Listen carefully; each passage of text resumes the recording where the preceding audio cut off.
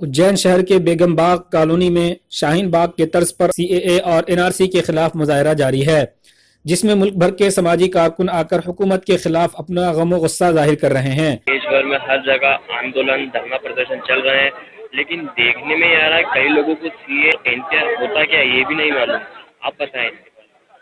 सबसे पहले तो मैं अपनी आवाज़ उन गैर मुस्लिम भाइयों तक पहुंचाना चाहता हूं जो अभी तक ये समझ रहे हैं कि सीएए, एनआरसी और एनपीआर जैसे कानून देश हित में है और उनको ये झूठ बोलकर बरगलाया गया है, धोखे में रखा गया है कि हिंदुस्तान में जो घुसपैठिए पाकिस्तान के, बांग्लादेश के और अफगानिस्तान के रास्ते से आए हैं उनको निकालने के लिए कानून बनाया गया है। ये सफ़ेद झूठ है और हमारे देश की जनता को धोखा दिया जा रहा है। अगर ऐसा कोई कानून है जिसमें पाकिस्तान, बांग्लादेश और अफगानिस्तान से आए हुए घुसपैठियों को हमें निकालना है तो उसके लिए पहले से हमारे कानून में जगह थी, एक एक्ट था जिसके तहत हम किसको सिटीज़न माने या किसको निकालें यह हमारे इख्तियार में था। लेकिन ये जो सीएए की जो साजिश हमारे मुल्क में हुई है ये बहुत बड़ी साजिश है। इसको समझना हर उस शख्स के लिए ज़रूरी है जो इसकी मुखालिफत में भी यहाँ खड़ा है और जो इसके सपोर्ट में भी यहाँ खड़ा है। हमारी सबसे बड़ी परेशानी ये है कि हम इस कानून से वाकिफ़ नहीं हैं। एनआरसी असल में नेशनल पॉपुलेशन रजिस्टर है और सीएए सिटीज़नशिप अमेंडमेंट एक्ट है।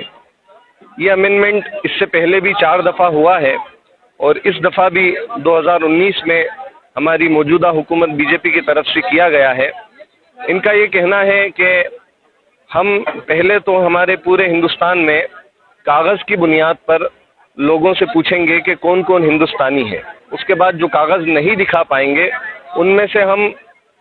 मुसलमानों के अलावा सबको हिंदुस्तानी होने का सबूत दे देंगे, उनको बाद में सर्टिफिकेट दे देंगे। लेकिन ये सबसे बड़ा उनके ऊपर एक दाग होगा, एक धब्बा होगा कि अभी तक कागज़ नहीं दिखाने की बुनियाद पर उनको पाकिस्तानी समझा गया, ख्वाह वो हिंदू हो, ख्वाह वो सिख हो, ख्वाह वो ईसाई हो, दलित हो, पारसी हो, बुद्धिस्ट हो। लेकिन अब जब वो कागज़ नहीं दिखा पाए तो हमारी मौजूदा हुकूमत ये कह रही है कि अब तक तो तुम बांग्लादेशी या पाकिस्तानी थे, आज हम तुम्हें सिटीज़नशिप की जो है नागरिकता की यहाँ पर सर्टिफिकेट देने जा रहे हैं। ये भी समझने की बात है कि जो एनआरसी होगा ये एक दिन का या एक महीने का काम नहीं है, इसको सालों लग जाएंगे।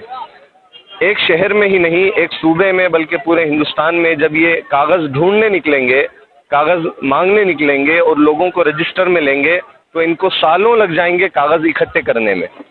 इसमें जो लोग हिंदू भाई, उनके लिए बात कहने की है और समझने की है कि जो लोग कागज़ नहीं दिखा पाएंगे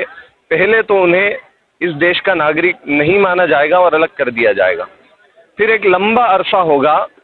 उनसे पहले तो नागरिकता छीन ली गई कागज़ नहीं दिखाने की बिना पर। दूसरे नंबर पर उनको वोट देने का अधिकार भी छीन लिया जाएगा। तीसरे नंबर पर जो आरक्षण उन्हें यहाँ मिला हुआ है उस आरक्षण से वो महरूम हो जाएंगे। चौथे नंबर पर जहाँ यहाँ हिंदुस्तान के कानून के तहत उनको समानता का जो अधिकार मिला है, शिक्षा का जो अधिकार मिला है,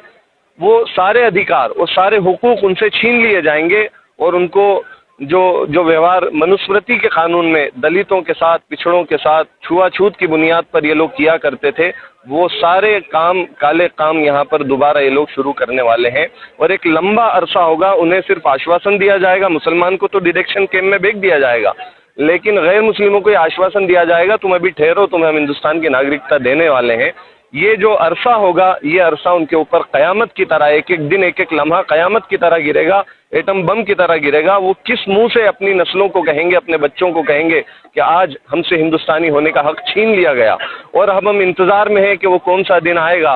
कि हमारी हुकूमत जो है हमको यहाँ की नागरिकता का सर्टिफिकेट देगी और हमें यहाँ पर नागरिक मानने के लिए राजी होगी। ये भी एक लंबा अरसा है और ये प्रोसेस जब हमारी हिंदुस्तान की गैर मुस्लिम आवाम देखेगी तो इंशाअल्लाह ताला उन्हें वो दिन याद आएगा जिस दिन हम यहाँ पर धरने पर बैठे थे और आज़ादी के लिए इस मुल्क के इस काले कानून को ख़त्म करने के लिए लड़ रहे थे। दो चीज़ें बोलकर मैं आपसे अपनी जो है बात को ख़त्म करता हूँ कि सबसे पहले तो हमें ये समझ लेना चाहिए कि जो आज़ादी की लड़ाई थी एक अरसे तक चलती थी। हम लोग पढ़ते थे स्कूल में भी और सुनते थे नेताओं के और बड़े बड़ों लोगों के मुफक्किरीन के मुँह से के आंदोलन हुआ करते थे, धरने हुआ करते थे, रैलियाँ निकाली जाती थी, प्रोटेस्ट होते थे और हिंदुस्तान को इस तरह हिंदू मुस्लिम सिख ईसाई सारे भाइयों ने और सारी जातियों ने और सारे धर्मों के लोगों ने मिलकर आज़ाद कराया। तो आज वही माहौल जैसा आपने कहा कि पूरे हिंदुस्तान में हो रहा है शाहीन बाग के तर्ज पर, वही माहौल आज दोबारा देखने में आ रहा है और जो लोग आज़ादी के माहौल को भूल रहे थे उन्हें आज दोबारा आज़ादी का माहौल याद दिलाया जा रहा है और दिखाया जा रहा है।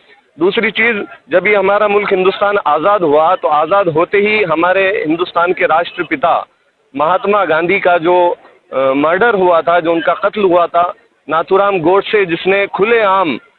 गांधी जी को गोली मारी थी, आज वही चंद रोज पहले गांधी जी की ही बरसी, गांधी जी के ही पुण्यतिथि के दिन पर आज एक नाथूराम गोडसे की शक्ल में एक शख्स आता है और उन लोगों को गोली मारता है जो स्टूडेंट हैं और हिंदुस्तान के कानून के लिए, यहाँ के संविधान के लिए, देश के नागरिकों के अधिकार के लिए लड़ रहे थे और उनको उसी स्टाइल में, नाथूराम गोडसे की स्टाइल में गोली मारता है। तो मैं उन लोगों से कह रहा हूँ जिन्होंने वो वाकया नहीं देखा था या उसको ठीक से समझा नहीं था, आज वो इस गोली कांड को देख ले जिस तरह नाथूराम गोडसे की इसने याद दिलाई है। ये वही लोग हैं जिन्होंने हिंदुस्तान को बांटने का काम किया है, जिन्होंने हिंदुस्तान को तोड़ने का काम किया है। आज मैं मुबारकबाद देता हूँ यहाँ के प्रोटेस्ट में, पूरे हिंदुस्तान के हर शहर के प्रोटेस्ट में शामिल होने वाले उन लोगों को जिन्होंने अपनी जागरूकता का एहसास दिलाया और इस मुल्क के संविधान को बचाने के लिए अपने घरों से निकल कर आए, अपने कारोबार को छोड़ा और